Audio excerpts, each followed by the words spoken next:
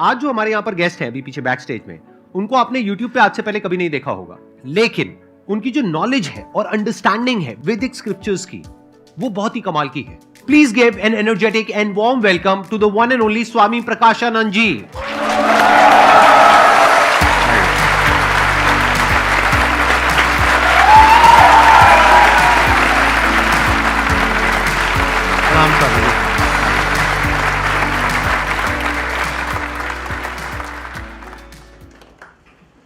आप थोड़ा सा बताएंगे अपने बैकग्राउंड के बारे में, अपनी जर्नी के बारे में, कैसे आपने इस पाथ को चूज किया? मैंने मेरी लाइफ में वेटरनरी साइंस में ग्रेजुएशन किया, उसके बाद में पोस्ट ग्रेजुएशन किया। बट इंटरेस्टिंग थिंग ये हुई कि जिस दिन मैंने कॉलेज ज्वाइन किया एज अ लेक्चरर, तो उस दिन मेरे मन में पीछे एक थॉट आया। भगवत गीता का जो शुरुआत है वो ये ऐसा है, अशोचान अन्वशोचस्तम प्रज्ञावातांश्च भाषसे गतासून अगतासूंश्च नानुशोचन्ति पंडिता। उसमें दिखा है कि अर्जुन को भगवान कह रहे हैं कि जो भी समझदार व्यक्ति है, जो भी ज्ञानी व्यक्ति है, वो रोता नहीं, वो परेशान नहीं होता, और जो आने ही वाला नहीं, भी अभी तक आया ही नहीं, फ्यूचर जो बिल्कुल अनजान है, उसके बारे में सोच के चिंता नहीं करता। This hit me like anything. मेरा ये माय गॉड कि हम तो अभी थोड़ी थोड़ी बातों से बड़ा हमको परेशानी होती है, बड़े सुख और दुख में हम बहुत सारे उलझ जाते हैं। तो तब से मैंने सोचा कि नहीं, मुझे तो बस भगवत गीता की पढ़ाई पूरी करनी है। तो मोड़ यहां से आया कि ऐसे धीरे धीरे जब मैं चलते गया तो रास्ते खुलते गए, और आज मैं यहां हूं।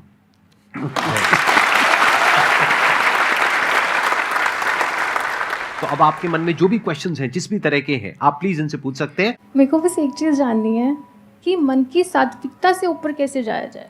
कितने चाहते हैं कि इस क्वेश्चन का आंसर दिया जाए?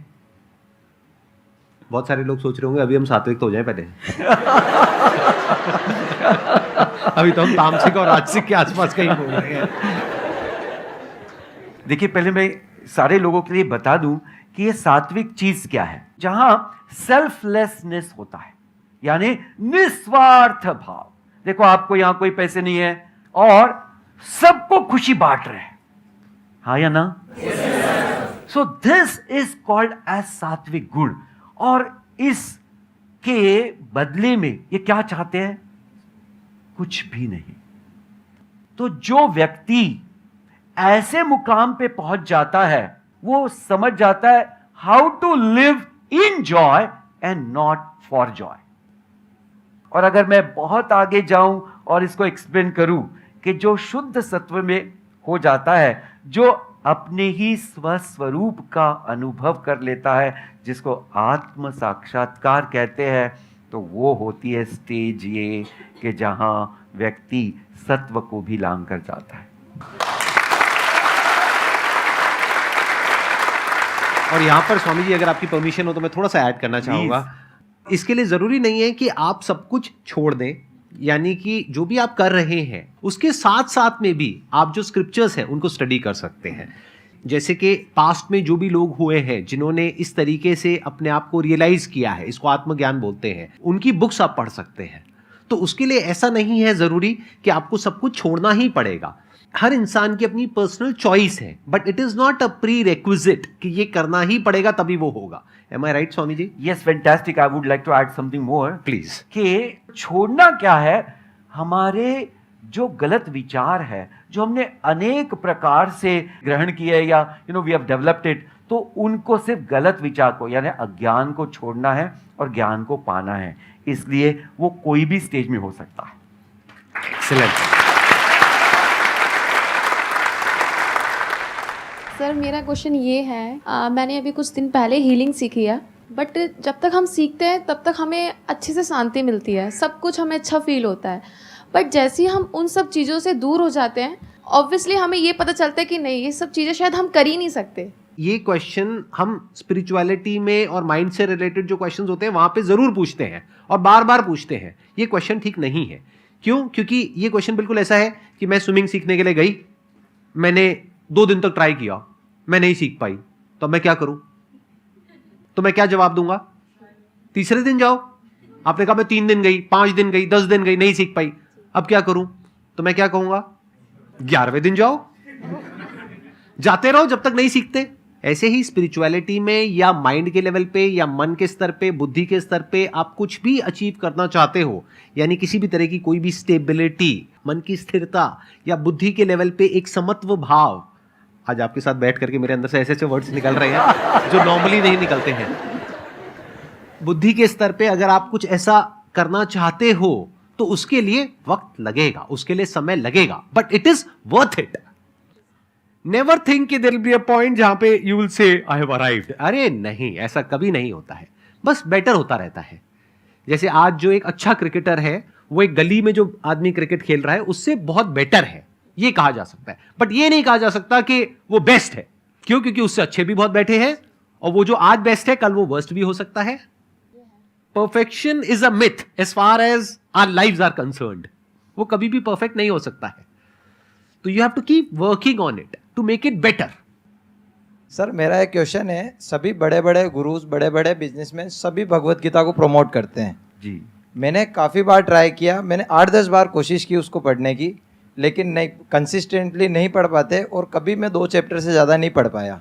तो आप ऐसा कुछ सॉल्यूशन बताओ कि हम जो यंग यूथ बढ़ रहा है वो मतलब भगवत गीता को अपने अंदर कैसे उतारे और उसका एक ऐसा सॉल्यूशन मिले कि हम उसको पढ़ तो हम नहीं सकते क्योंकि हमारे में इतना पेशेंस नहीं है कि हम पूरी बुक पढ़ पाएं।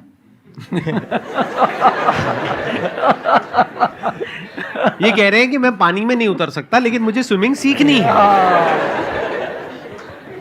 इसका जवाब भगवान ने दिया है भगवत गीता में। जब अर्जुन ने पूछा कि भगवान ये जो आप बता रहे हो बड़ी बड़ी बातें, ये समझ में तो आ रही है बट मेरा चंचल मन है वो समझ में पूरा नहीं आ रहा है, तो भगवान ने एक सिंपल सा उत्तर दिया, अभ्यासेन तु कौन्तेय वैराग्येण च गृह्यते। यानी अभ्यास यानी सतत प्रैक्टिस। परफेक्शन जो चीज है ना उसको ऐसे समझा जाता है, perfection is a path which is always under construction.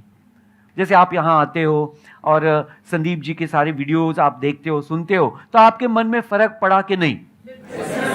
तो इसका मतलब है धीरे धीरे धीरे धीरे अगर आप लगन से उस कार्य को करते चले जाओगे तो एक दिन आपको वो समझ में आ ही जाएगा। सर मेरा सवाल ये है कि सर जैसे हम कहते हैं ना कि अगर आपको स्पिरिचुअल पाथ में आना है तो उसके लिए ना आपको जो मोह है, मोह माया जो होती है, attachment to people you love a lot, तो उसका त्याग करने की ज़रूरत पड़ती है। तो सर जैसे अगर if I am there, I am very family oriented person, तो सर फैमिली का वो त्याग या उनसे वो अटैचमेंट कम करना, क्या ये पॉसिबल है इंसान के लिए कि वो कर सकता है उसको? अटैचमेंट को हिंदी में आसक्ति कहते हैं। मैं एक उदाहरण दे रहा हूं कि जैसे लोग बोलते हैं कि सुबह की चाय के बगैर तो सुबह हो ही नहीं सकती। यस और नो? बड़ा कॉमन डायलॉग है, राइट? तो this is a simple example. अभी बचपन से तो ये व्यक्ति ने चाय पिया नहीं है, कभी एक दिन शुरू की है, तो अभी क्या हो गया ये चाय के हिसाब से कि उसके शरीर में ऐसे चेंजेस हो गए हैं कि उसके लिए वो ड्रिंक पूरी तरह से अभी जरूरी हो गया। तो क्या हो गया, बार बार करने से।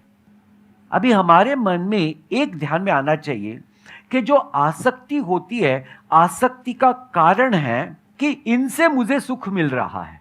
जो जो लोगों से मैं आसक्त हूं या जो जो चीजों से मैं आसक्त हूं उनसे मुझे सुख मिल रहा है।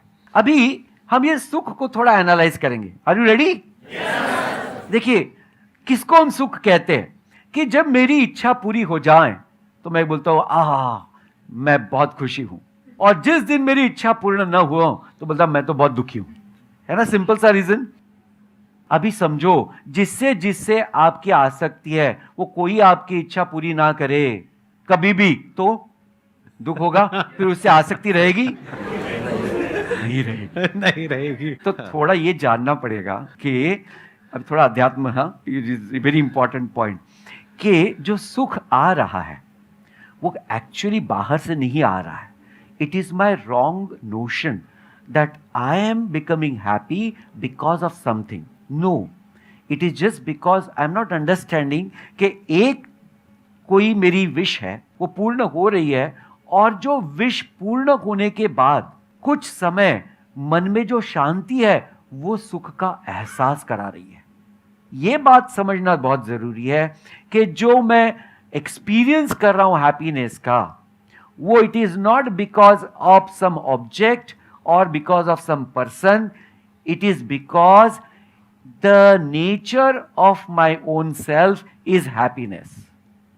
धीरे धीरे अगर हम इस बात को समझने लगे तो हमको पता चलेगा कि अभी जो मैं लोगों के साथ रह रहा हूं, तो yes, they are with me, and you cannot just stay alone in the forest. No one can, because human beings are staying in this world as an interdependent entity, right? तो डिपेंडेंस रहने वाली है, लेकिन psychological जो dependence है वो हमको आसक्ति कराती है कि यही व्यक्ति जो है यही मुझे सुख दे रहा है, अगर ये चला गया तो मेरा क्या होगा. तो ये जो हमारी रॉन्ग नोशन है, ये जो गलत फहमी है, शायद इसकी वजह से हम उसी व्यक्ति से आसक्त होते. अगर ये हमने दूर कर दी कि सुख तो, जो हैप्पीनेस मैं कहता हूं, वो तो मेरा ट्रू नेचर है, यानी मेरा अपना ही एक अंदर का ऐसा स्वभाव है, और जो ये सब मेरे साथ है, दे आर ऑल को passengers, this is the best journey in the life. So when they are there, let us be friendly with everyone and let us give our best to everyone. So अपने आप से फिर आसक्ति नहीं रहेगी, but you will start giving your best. अभी जो स्वामी जी ने कहा, मैं उसी बात को थोड़ा सा आगे एक्सटेंड करता हूं. जितनी छोटी इच्छा होती है और वो जब पूरी होती है तो कुछ देर तक आपका मन शांत हो जाता है. ऐसा होता है, नहीं होता है? जैसे भूख लगी है बहुत तेज, एकदम से खाना मिल गया, तो कुछ देर तक उसके बाद में मन शांत हो जाता है, तब तक जब तक कि दोबारा से भूख नहीं लगती है.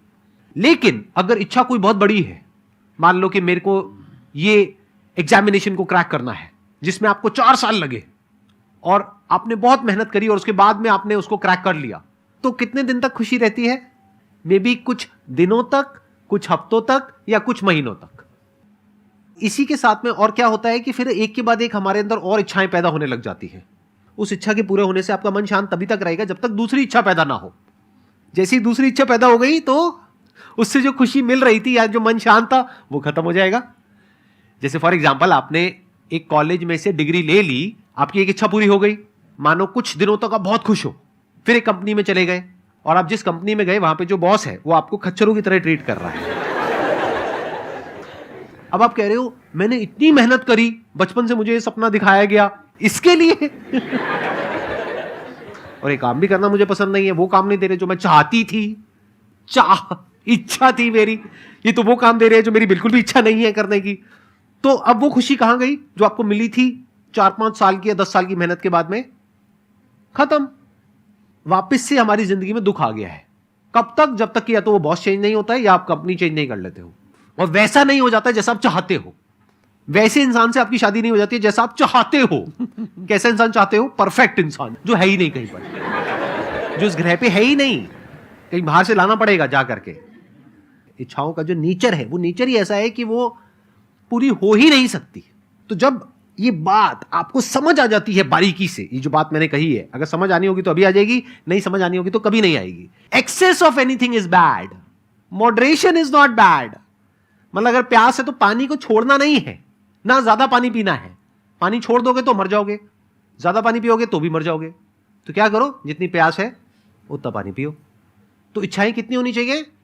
जितनी हमारी जरूरत है. तो हमेशा लाइफ में अगर सिंपल एक आपको फॉर्मूला दूं जिसको आपको पकड़ करके रखना है, लाइफ में हमेशा याद रखना है, और जैसे जैसे टाइम आगे बढ़ रहा है, हो क्या रहा है, हम वेस्ट से इन्फ्लुएंस हो रहे हैं, जो कैपिटलिस्ट कल्चर है उससे इन्फ्लुएंस हो रहे हैं. मतलब हम क्या कर रहे हैं? खर्चा कर रहे हैं, उसके लिए हम लोन ले रहे हैं. तो अगर मेरी लाइफ की फिलॉसफी देखी जाए वो बड़ी सिंपल है कि जितना भी आपका खर्चा है वो आपकी कमाई से बहुत कम होना चाहिए, तब आप सुखी रह सकते हो. अगर ये बात आपको अच्छे से समझ आ पा रही है तो आप अपनी इच्छाओं को खुद डिफाइन कर सकते हो. अभी आपकी इच्छाएं कौन डिफाइन कर रहा है? मार्केटिंग की एक पूरी की पूरी दुनिया है. आपको लगता है आपके डिजायर है, अरे नहीं, आपको बेचा जा रहा है, आपको पता ही नहीं है.